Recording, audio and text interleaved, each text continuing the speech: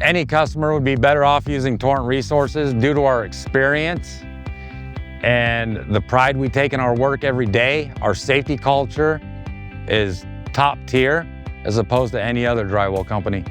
So to talk a little bit about safety on the job site, if you see in the background, these are known as our AM plates. They were designed a year ago. They're in place now.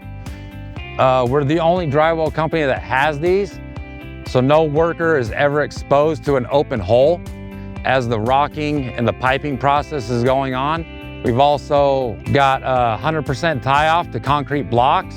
So our field managers provide on-site knowledge.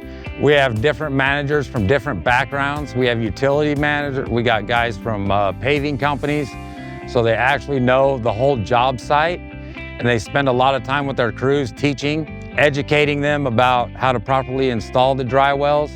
Edwin, our oiler, which is on the Gannon there, he's actually a union apprentice.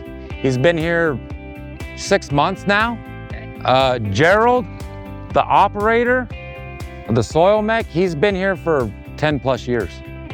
Well, success is gonna look like meeting the scheduled date for the customer, making sure everybody goes home safe at night, and just providing a great product for Hancock, and so they'll use us in the future.